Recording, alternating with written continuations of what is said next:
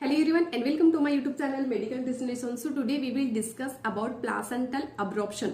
Placental abruption यानी कि during pregnancy जो प्लासेंटा है ये प्लासेंटा यूट्रिन वॉल से सेपरेट होता है, अलग होता है। सो इस कंडीशन को हम लोग प्लासेंटल अब्रॉप्शन बोलते हैं और ये मोस्ट इंपोर्टेंट टॉपिक है। प्लासेंटा को हिंदी में अपरा बोलते हैं और ये एक क्रिटिकल कंडीशन है। तो आज हम लोग इस वीडियो में ये डिस्कस करने वाले हैं कि प्लासेंटल अब्रॉप्शन क्या है, देन इसके कोजेस क्या है, कोजेस यानी कि कारण क्या है, किस वजह से प्लासेंटल अब्रॉप्शन होता है, देन प्लासेंटल अब्रॉप्शन के सिम्टम्स क्या है, सिम्टम्स यानी कि लक्षण क्या है, इसके कॉम्प्लिकेशन क्या है, डॉक्टर क्या डायग्नोसिस एडवाइस करते हैं और डॉक्टर प्लासेंटा अब्रॉप्शन को कैसे ट्रीट करते हैं यानी कि कैसे मैनेज करते हैं। तो इसकी पूरी जानकारी आज मैं इस वीडियो में देने वाली हूँ।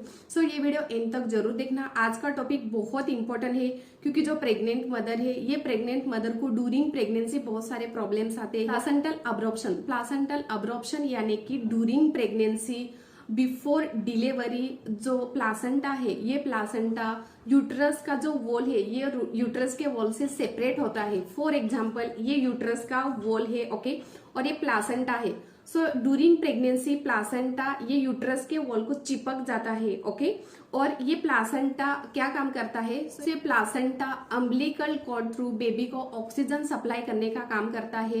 देन जो फीटस है ये फीटस को ग्रोथ होने के लिए जितना न्यूट्रिशन चाहिए से nutrition umbilical cord through baby को ये न्यूट्रिशन सप्लाई होता है। देन फीटस के ब्लड में जो वेस्ट प्रोडक्ट है सो ये वेस्ट प्रोडक्ट रिमूव करने का काम भी ये प्लासेंटा करता है। यूट्रस का जो वॉल है ये यूट्रस के वॉल से प्लासेंटा अगर सेपरेट हो जाता है तो फीटस को प्रॉपर ऑक्सीजन नहीं मिलता है। फीटस को ग्रोथ होने के लिए जितना न्यूट्रिशन चाहिए सो ये प्रॉपर न्यूट्रिशन नहीं मिल पाता है वो फीटस को। प्लासेंटा ये एक टेम्पररी ऑर्गन है, ओके, जैसे ही बेबी की डिलीवरी हो जाती है सो ये प्लासेंटा भी बाहर निकलता है। वो आफ्टर डिलीवरी के बाद जो प्लासेंटा है ये वेस्ट है, okay. Placental abruption most of the third trimester में ज्यादा दिखाई देता है और अगर आप लोगों को ये प्लासेंटल अब्रप्शन रहेगा, आप लोगों को नहीं समझ में आएगा, वजाइनल ब्लीडिंग होती है या अब्डोमिनल क्रैम्प्स आते हैं ड्यूरिंग प्रेगनेंसी, सो इमीडिएटली डॉक्टर के पास जाके दिखाना बहुत जरूरी है।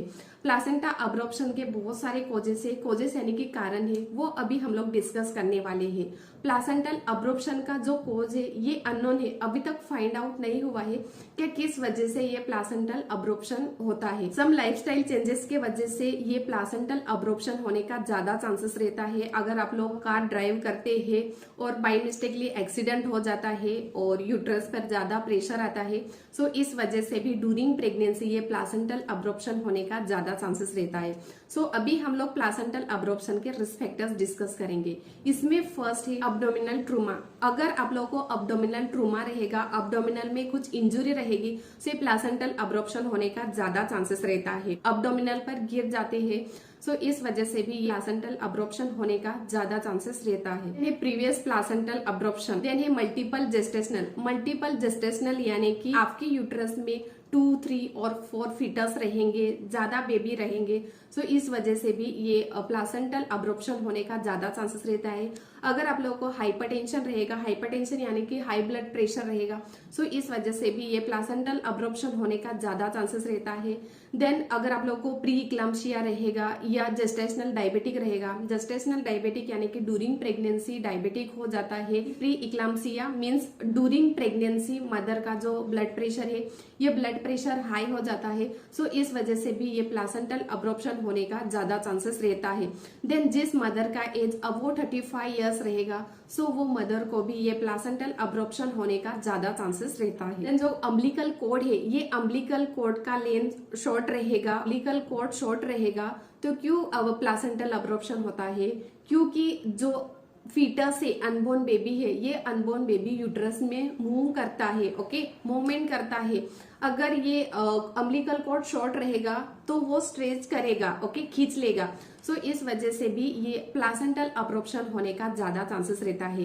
ड्यूरिंग प्रेगनेंसी जो प्रेग्नेंट मदर स्मोकिंग करते हैं या जो ड्रग्स यूज करते हैं, इनलीगल ड्रग्स सो इस वजह से भी ये प्लासेंटल अब्रप्शन होने का ज्यादा चांसेस रहता है। देन है यूट्रिन फाइब्रोसिस यानी कि जो प्रेग्नेंट मदर है, ये प्रेग्नेंट मदर के जो यूट्रस है, ये यूट्रस में कैंसर के या नॉन कैंसर के अबनॉर्मल सेल्स ग्रोथ रहेंगे।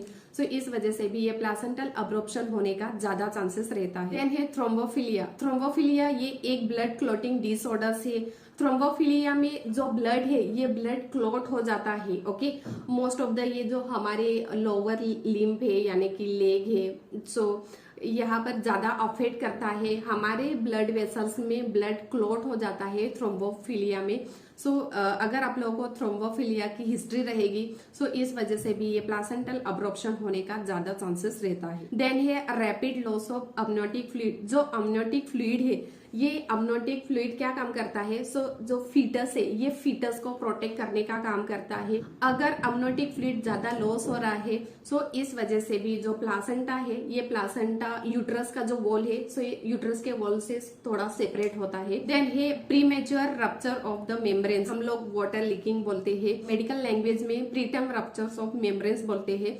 सो इस वजह से भी ये प्लासेंटल अब्रॉर्प्शन होने का ज्यादा चांसेस रहता है। सो ये थे प्लासेंटल अब्रॉर्प्शन के कोजेस यानी कि कारण। सो अभी हम लोग डिस्कस करने वाले हैं प्लासेंटल अब्रॉर्प्शन के सिम्टम्स क्या है। सिम्टम्स यानी कि लक्षण क्या है। प्लासेंटल अब्रॉर्प्शन के जो सिम्टम्स है ये पर्सन टू पर्सन डिपेंड करते हैं, बट जो मोस्ट कॉमन सिम्टम्स है तो ये है कि वजाइनल ब्लीडिंग होती है और अब्डोमिनल क्रैम्प्स आते हैं। और वजाइनल ब्लीडिंग सभी को नहीं होती, किसी किसी को प्लासेंटल अब्रॉर्प्शन में भी वजाइनल ब्लीडिंग नहीं होती है। क्यों नहीं होती है? क्योंकि जो प्लासेंटा है, प्लासेंटा यूट्रिन वॉल से पार्सली सेपरेट होता है। पार्सली यानी कि थोड़ा सा ही सेपरेट होता है। फॉर एग्जाम्पल, ये यूट्रिन वॉल है, ओके, ये यूट्रस का वॉल है और ये प्लासेंटा है। सो ये प्लासेंटा ये यूट्रस वॉल को चिपक जाता है, ओके, स्टिक रहता है। तब बेबी की डिलीवरी नहीं हो जाती है, तब तक ये जो प्लासेंटा है, ये प्लासेंटा यूट्रिन वॉल को चिपक जाता है, ओके। और आफ्टर डिलीवरी जो प्लासेंटा है, ये प्लासेंटा बेबी के साथ वो डॉक्टर रिमूव करते हैं। बट इस कंडीशन में क्या होता है? Partially placental abruption. Partially placental abruption यानी कि जो प्लासेंटा है, ये प्लासेंटा पार्सली ही सेपरेट होता है। पार्सली यानी कि थोड़ा सा ही सेपरेट होता है। और यूट्रिन वॉल और जो प्लासेंटा है, सो इसमें थोड़ा सा गैप है। ये गैप में जो ब्लड है, ये ब्लड इकट्ठा हो जाता है, जमा हो जाता है और कभी कभी क्लॉट हो जाता है।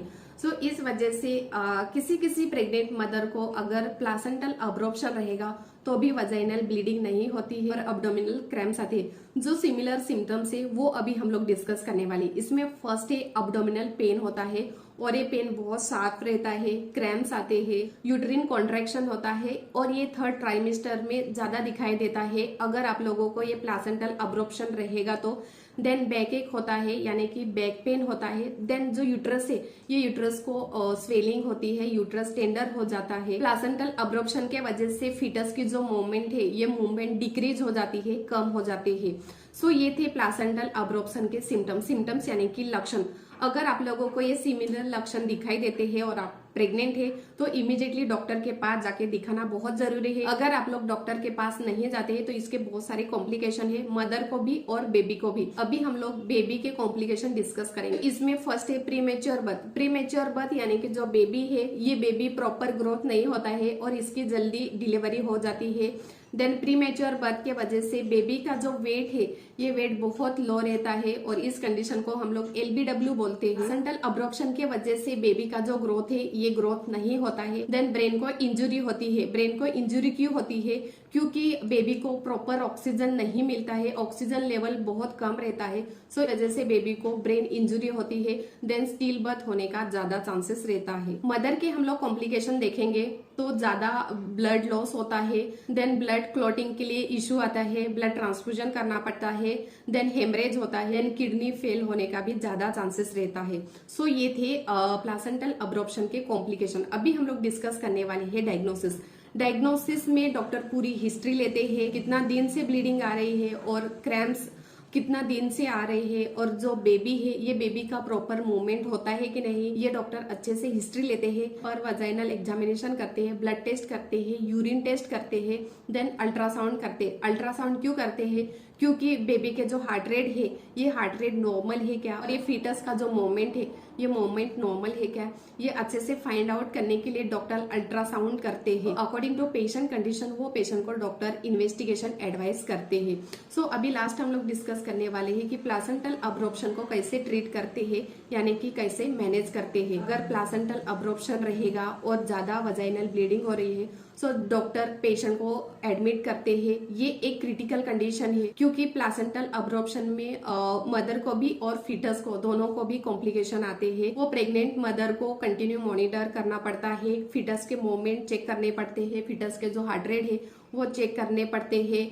अगर प्रेग्नेंट मदर के ब्लीडिंग स्टॉप होती है एंड जो फीटस है ये फीटस की मूवमेंट भी नॉर्मल है, उसके हार्ट रेट भी नॉर्मल है तो डॉक्टर डिस्चार्ज देते हैं। अगर प्रेग्नेंट मदर की कंडीशन बहुत ही क्रिटिकल रहेगी तो इमरजेंसी में मदर की डिलीवरी करनी पड़ती है। तो ये था आज का मोस्ट इंपोर्टेंट टॉपिक प्लासेंटल अब्रॉर्प्शन। अगर आप लोगों को आज की जानकारी अच्छी लगी तो ये मेरा वीडियो शेयर करो, लाइक करो और सब्सक्राइब करना मत भूलो।